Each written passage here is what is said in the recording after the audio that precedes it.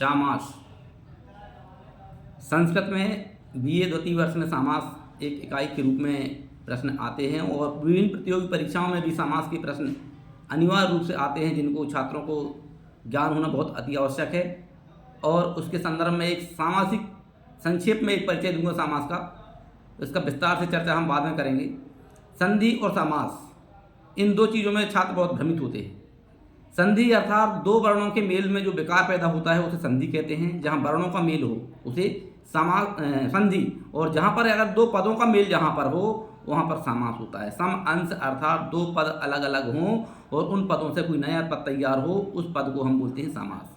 तो ये जानना बहुत जरूरी है कि संधि और समास में क्या अंतर है। संधियाँ वर्णों के मेल से बनती हैं और समास पदों के मेल से बनता है। अब हम आते हैं समासों के भेदों में।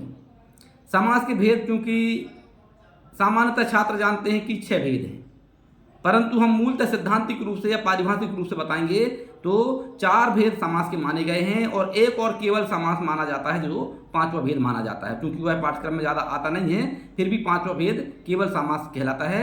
मूलतः हमको 4 भेद पढ़ना है और 4 भेदों के अंदर फिर 2 भेद और आ जाएंगे, कर्मधारय और दिगु, जो तत्पुरुष समास के उपभेद माने जाते हैं। और हिंदी में हम मानते हैं कि 6वें भेद हैं, परंतु लक्षण और पहचान की दृष्टिकोण से मूलतः 4 ही समास होते हैं। तो सभी समासों का मैं परिभाषा और थोड़ा थोड़ा एक एक दो उदाहरण बता करके छात्रों को बताना चाहूँगा किस प्रकार से समास की पहचान हमको करना चाहिए।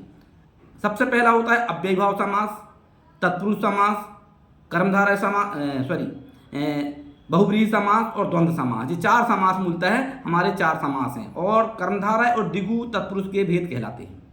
तो अव्ययीभाव समास का लक्षण बताता हूँ मैंने बताया पहले कि 2 पद होते हैं। 2 पदों में हमको ध्यान रखना है कि जहाँ पूर्व पद की प्रधानता होगी वहाँ पर अव्ययीभाव समास रहेगा। इसका लक्षण है पूर्व पदार्थ प्रधानो अव्ययीभावः। पूर्व पद माने कि 2 पदों में जहाँ पूर्व की पहचान रहेगी, उसकी प्रधानता रहेगी, वहाँ पर अव्ययीभाव समास रहेगा। जिस प्रकार से परीक्षा में आएगा यथाशक्ति, यथा के माध्यम से हम शक्ति बतला रहे हैं कि इसकी शक्ति के अनुसार ये कार्य ठीक है। तो पूर्व पद यथा है और शक्ति उत्तर पद है और पूर्व पद के कारण हम उसकी शक्ति की पहचान बता रहे हैं, इसलिए यथा शक्ति में अव्ययीभाव समास है। अनुरूपम, अनु के माध्यम से माने हम उसके रूप की तुलना कर रहे हैं। जब हम किसी भी चीज़ की दुकान में या कुछ खरीदने जाते हैं तो हम देखते हैं कि इसके अनुरूप ये ठीक है, माने उस अनु के माध्यम से उसकी योग्यता का हम आकलन कर रहे हैं, इसलिए पूर्व पद की प्रधानता होने के कारण यहाँ भी अव्ययीभाव समास है। निर्मक्षिकम, मक्खियों का अभाव, माने निर शब्द से उन मक्खियों का अभाव या मक्खियां नहीं है इस चीज का ज्ञान कराया जा रहा है, इसलिए निर्प्रधान है। ऐसे और भी बहुत सारे भेद हैं जो हम आगे बताएंगे। अभी केवल हम संक्षेप में एक बता रहे हैं कि जब पूर्व पद की प्रधानता जहां होगी वहां पर अव्ययीभाव समास होगा। तत्पुरुष समास, उत्तर पदार्थ प्रधानो तत्पुरुष, माने जहां पर उत्तर पद की प्रधानता होगी वहां पर तत्पुरुष समास हो जाएगा। और तत्पुरुष समास विभक्तियों के आधार पर हर विभक्ति का अलग अलग भेद होता है। उसी प्रकार कर्मधारय भी तत्पुरुष के अंतर्गत आएगा और दिगु भी तत्पुरुष के भेद के अंतर्गत आएगा। जो लक्षण हम बता रहे हैं कि उत्तर पद की प्रधानता जहां होगी वहां पर तत्पुरुष रहेगा, उत्तर पद की प्रधानता और विशेषण विशेष भाव संबंध रहेगा तो कर्मधारय रहेगा, उत्तर पद की प्रधानता और पूर्व पद संख्यावाची रहेगा तो दिगु समास रहेगा। क्योंकि हम थोड़ा सा हट रहे हैं यहाँ से, दिगु में आ रहे हैं तो दिगु समास में हम सामान्यतः बच्चे जानते हैं कि जहाँ पूर्व पद संख्यावाची होगा वहाँ पर हम सीधे दिगु मान जाते हैं, परंतु उस पर हमको उत्तर पद की पहचान पर ध्यान देना होगा। और अगर पूर्व पद संख्यावाची देख के हमने आंख बंद करके अगर निशान लगा दिए तो दशानन भी दिगु नहीं है, क्योंकि ये क्या है, बहुव्रीहि समास है।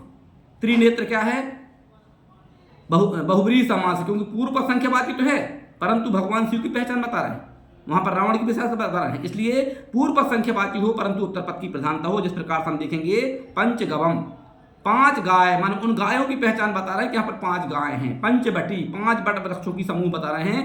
ऐसी स्थिति में हमको दिगु समास मानना है, अन्यथा छात्रों को बहुत सावधानी पूर्वक ध्यान देना है कि संख्यावाची को देख करके आंख बंद करके निशान नहीं लगाना है। हम अब आ जाते हैं तत्पुरुष पर। तो उत्तर पदार्थ प्रधानो तत्पुरुषः, जिस प्रकार से ग्राम गतः, गांव को जाता है, हम जाने की विशेषता बता रहे हैं तो गतः पद यहाँ पर प्रधान हो गया है। कूपम पतितः, कुएं में गिरने की विशेषता बता रहे हैं। मान चलो कहीं कुआं में बच्चा गिर गया है, पत्रम पतति माने पत्ता गिर रहा है। ऐसे जो भी और भी विभक्ति के आधार पर बहुत सारे भेद आएंगे जो द्वितीय, तृतीय, चतुर्थी, पंचमी, षष्ठी और सप्तमी तक कहना चाहिए कि इस प्रकार से हर विभक्ति का जो रूप रहेगा उसी के आधार पर उसके भेद होते जाते हैं। और इस प्रकार से हम तत्पुरुष का हम पहचान रखेंगे कि उत्तर पद की प्रधानता जहाँ होगी वहाँ पर क्या होगा, तत्पुरुष समास रहेगा। इसी का भेद में आ जाता है कर्मधारय समास। विशेषण विशेष भाव संबंध, किसी की विशेषता से किसी की विशेषण से किसी की विशेषता बतलाई जाए वहां पर कर्मधारय होता है, परंतु उत्तर पद की प्रधानता होना चाहिए। जैसे घन श्यामा, श्याम शब्द से उसकी माने बादल की पहचान बताई जा रही, घन श्यामा, काल सर्प इत्यादि जो भी माने उत्तर पद की प्रधानता है, विशेषण से विशेषता बताई जा रही है। ऐसी स्थिति में हमेशा कर्मधारय समास रहेगा जो तत्पुरुष का लक्षण बनता है, इसलिए इसका भी उत्तर पद प्रधान होता है। अब हम आते हैं बहुव्रीहि समास।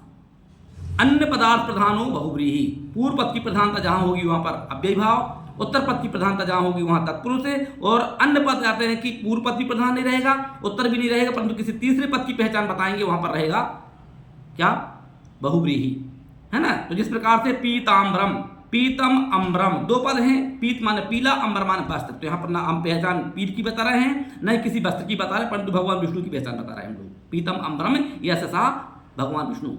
लंबोदरम, लंबा है उदर गणेश। दशानन, 10 है आनंद, 10 प्रधान है ना, आनंद प्रधान, परंतु रावण की प्रधानता बता रहे हैं। ऐसे और भी बहुत सारे आएंगे जिसको हम आगे विस्तार से चर्चा करेंगे। अब आता है लास्ट का समास, आता है द्वंद्व।